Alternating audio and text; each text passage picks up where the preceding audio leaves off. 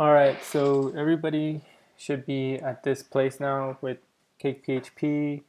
You should have already created your GitHub repository, and within that, you should have already installed CakePHP. So you should have the default files. So this is an example um, of an installation that I set up in this directory. You should have these directories and then these hidden files as well. This htaccess file is very important, and also the gitignore file is very important.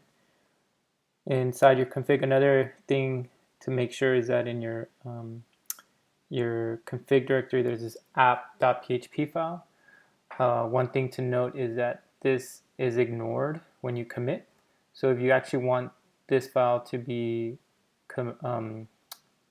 in your committed files, go ahead and duplicate that file and call it app. For example, production or staging, whatever you prefer to call it, or you can call it default. I'm gonna call it production.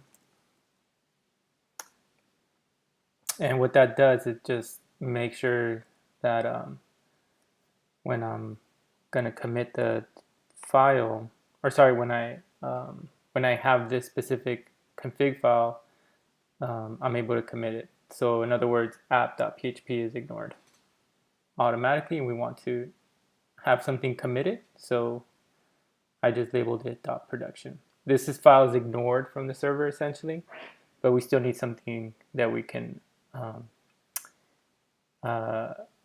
track via Git. So I'm going to say adding PHP for reference.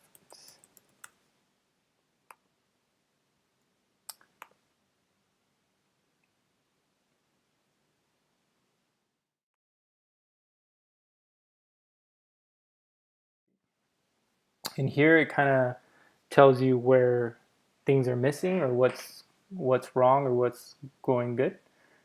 And the first thing that you might notice is this security salt warning that shows up. Basically, here it's saying it needs a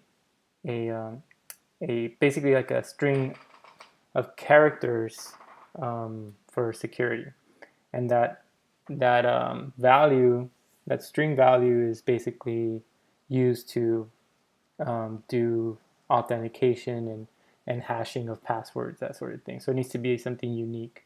And in order to get that information, you can actually Google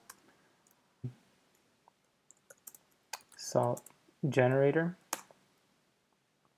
There should be one at the very top called, okay, it's this for version 2, but you can still use a value needed. So if you click on that link, security salt generator, every time you get to this page or refresh, you'll get a different value for the salt value. So you just go ahead and copy this within the, you don't want to copy the quotes, so everything inside the quotes. If you copy that value, and then if you go back to your app.php file, right now on mine, and should be for yours as well, on line 67, so if you kind of scroll down a bit, it has a temporary value there, like a placeholder. And if you go ahead and replace the value for that security salt string, save it, you should now see that warning go away. So that's basically just a value that's needed for a new application. Another thing to make sure is that your namespace is just app with a capital A. Seems like we learned that the hard way on Wednesday. And for me, my database is connected, and just to make sure you guys are too, if you scroll most of the way down under data sources, if you're using WAMP or MAP, the username and password should be root, and the host should be localhost, and the database should be the database name of your application. And once that's set and saved, you should not see any more warnings there. So we're all good to go. And also make sure to copy the contents of app.php to your app app.default or app.production or whatever you name the file. That way you can commit those changes.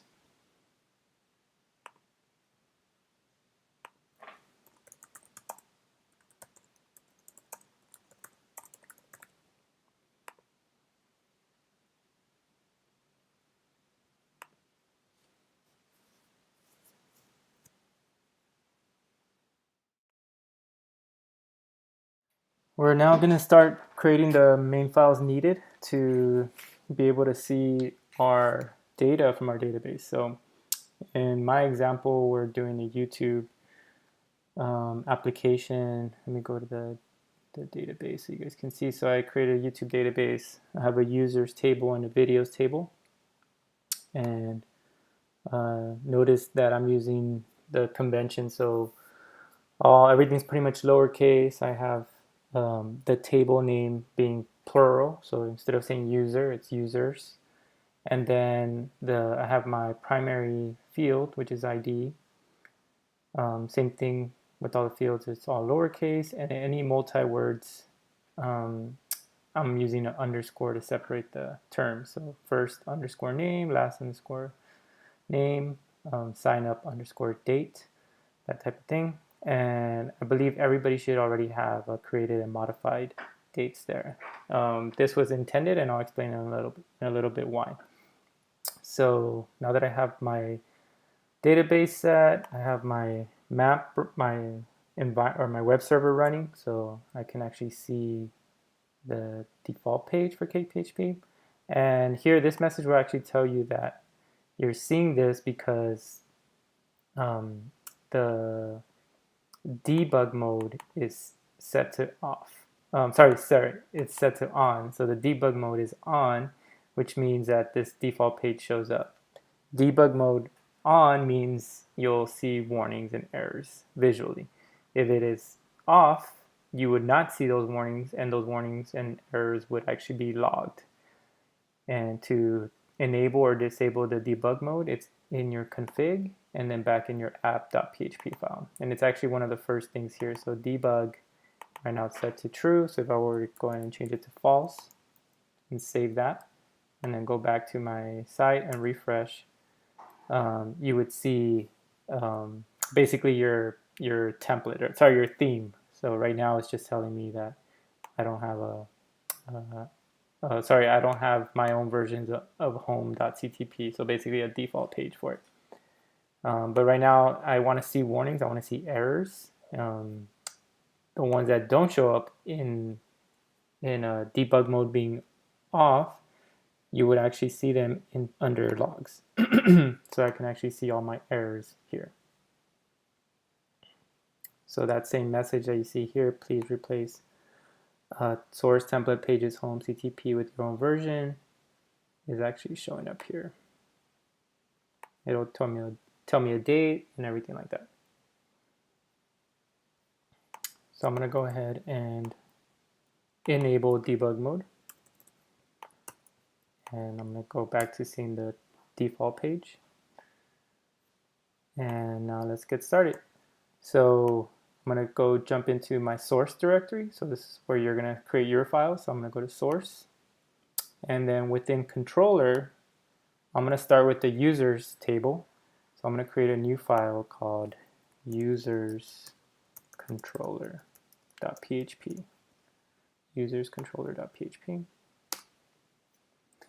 And within that file, I'm going to start my PHP syntax to open. And I don't know if y'all remember, but in these files, we don't want to close PHP. So you can just leave them open.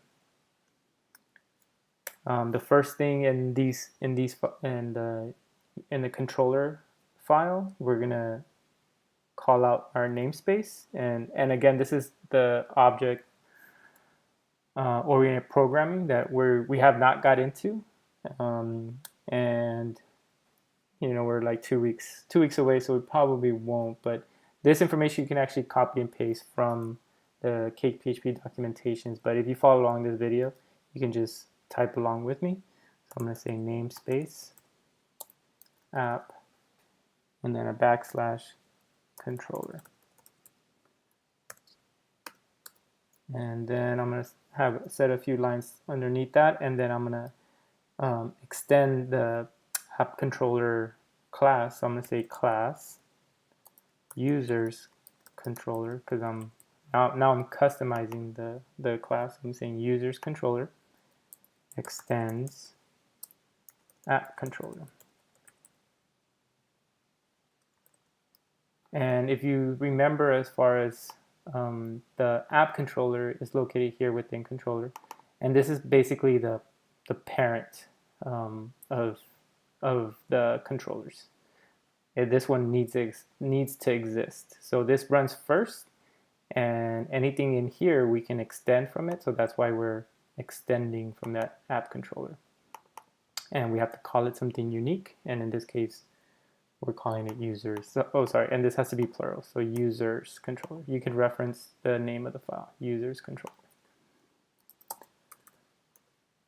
All right, and then now I'm gonna create my method. And remember, methods in objects are basically functions, and you can state if they're public or not. So here, I'm gonna say public, and then function, and the first method I'm gonna say is index, which is mainly to list things or get all of them. So just for YouTube, of course, we don't want to list the users that exist in the database, but just for an example purpose, we're going to display all users. So I'm going to say public function index, and I'm going to open my function, and now here I can write my code block. So I'm going to say, and another internal, or sorry, not internal, but object programming is you're going to have basically a variable to call certain functions or methods. So I'm going to say this, which is the current controller. So I'm going to say this, and one of the internal functions within CakePHP is that you can actually paginate content. So think of the way when I'm writing this, think of a lot similarities you're going to see with WordPress. So I'm going to say load component, and they call the paginator paginator.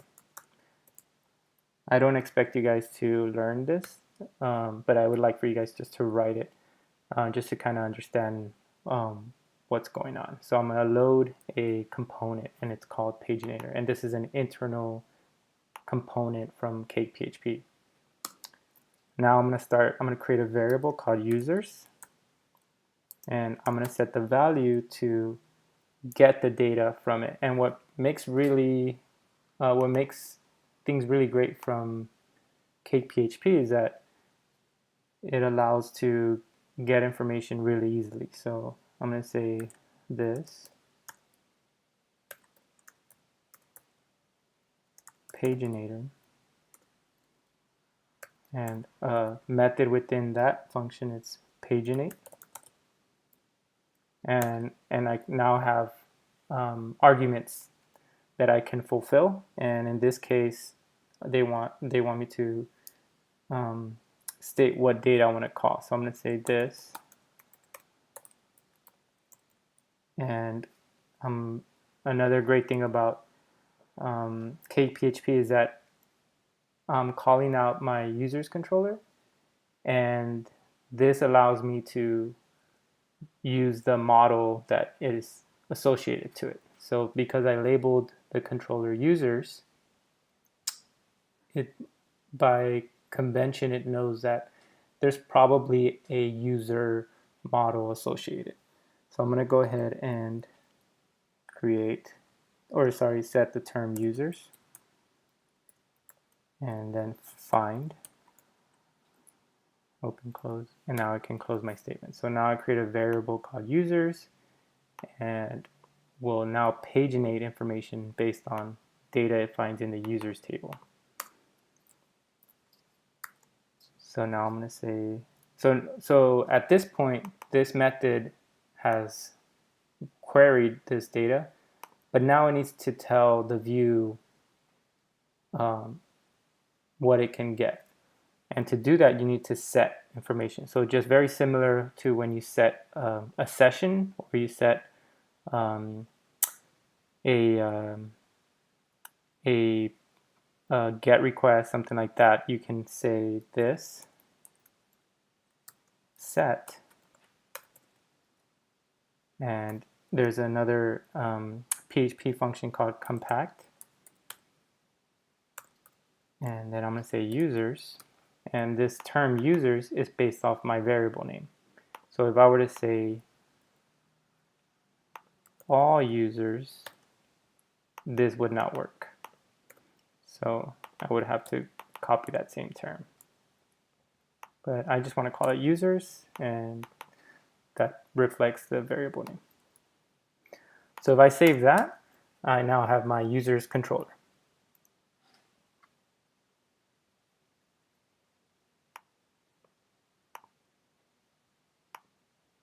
All right, so now I'm going to go ahead and create my model. And to create my model, I have to go inside the model directory, and I'm going to go ahead and create my table. So I'm going to create a new file, and I'm going to call it users table.php. And within my users table, I'm going to open up my PHP statement. Sorry, my PHP syntax. And then I'm going to state the namespace, a namespace app \model \table. And then I'm going to close the syntax there, or sorry, the statement there. And I'm actually going to use a specific function within CakePHP. So I'm going to say use, and then cake or m table. And this will allow me to use this table function. So I'm going to go ahead and start extending the table class. I'm going to say class users table extends table.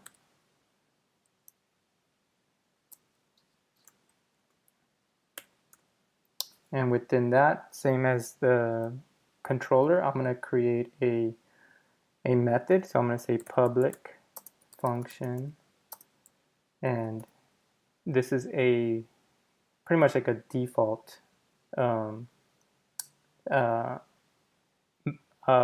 function or method that gets run automatically. So I'm going to say initialize, and here I have to pass on information, and basically if there's some kind of config information, I'm going to set that. So I'm going to say array config,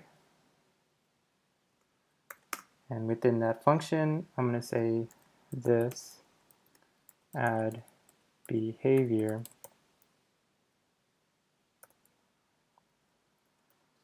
and then say times that.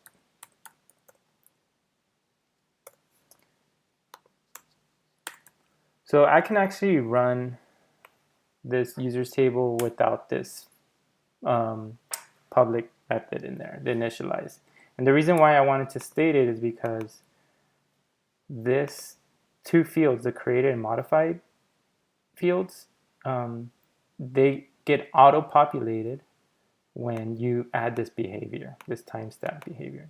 CakePHP automatically knows that when a new user gets created, it puts the current date for created, and it would also do the same thing for modified. And then when that user gets updated, like they change their last name or they change their email, that modified date would change automatically. You don't have to do any programming for that. So this is what's really neat about these little tools or functions that exist. So now I have my users table. And the next thing is to create my view. So I'm going to go to view. I'm sorry. I'm actually going to go to template. Sorry. So I'm going to create my view, but I'm actually going to go to template, and I'm going to create a new folder for users. So I'm going to say users. And the reason I have to create a folder is because you can have multiple functions or methods within your user's controller. So for each method, you can have different files or different views. So I'm going to create a new view for index, and then since this is a template, CakePHP recognizes the extension as CTP. So I'm going to say index.ctp right there. And within that file, you can actually write HTML. So I'm going to say h1. I'm going to close it. Let me change it to HTML markup. Where are you at? There you go. There you go. H1. And I'm going to say users. And this is very old school, but it's just part of the example, so of their theme. So I'm going to use a table. I don't recommend in your designs that you have this, but you can just try it along. I'm going to say table row, and a table heading, and I'm going to say name, and then another table heading when they were created. I'm going to close my table row, and then I'm going to start I'm going to close there. So just to show you the progress, I'm going to go ahead and hit save. So now I have my users controller, I have my users table, and I have, since I'm currently starting with the view all method, which is index, I have a folder called users for my controller users, and I have a file for the index view right here. So now if I go to the site and I type in users, I will actually see my HTML. So here's my H1 and here's my table there. So of course there's no information there yet. So to do that, if you remember, we already created data for it, and we set the variable called users. So we're just basically gonna display that information. And since this information is this function of pagination, it spits it out as an array, we would need to render that as an array. So in order to display an array, we have to do a loop statement. So here I'm going to open up my PHP tag, and I'm going to say for each users, and remember this variable name is based on what we set here in the controller. So I'm going to say users as, and then you can name anything you want here, but we usually call this the singular version of that. So users is plural, this is my variable name, and then I'm just calling something a singular version of it. So as user, and I'm going to just do a colon to open it. And just to kind of close things off, I'm going to close the PHP tag, and I'm going to say and for each. There we go. Let me go ahead and switch to PHP here, actually. So now for each user, I want to actually create a new a new row. So I'm going to say table row. I haven't done these in a while. And then the first property is a TD, so it's a column. And within that column, I'm actually going to display the name. So I'm going to say PHP echo user.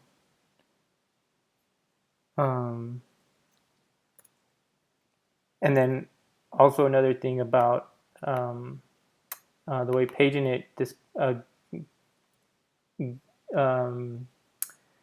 gives away information is an array, but you can actually call it as like an object. So I'm going to say first name, because my field name is first name. There. And then I'm going to close it. Now I'm going to copy that and duplicate it, and now I'm going to echo the created, so when that person was created. So I'm going to go ahead and save that. Now if I go back to the site, to my users route, if I refresh, there's still no information, and that's because there's no data in there. So I'm going to go ahead and insert data here. So if you have not inserted information, you can go to insert. So I'm going to go back, sorry, I'm going to go from the beginning. So I'm going to go to users table, and then there's a tab that says insert. And we're going to do this through HTML, but for now, just for displaying purposes, I'm going to say Rudy Macias, my username is Rudy Macias, email Rudy Macias@me.com, password.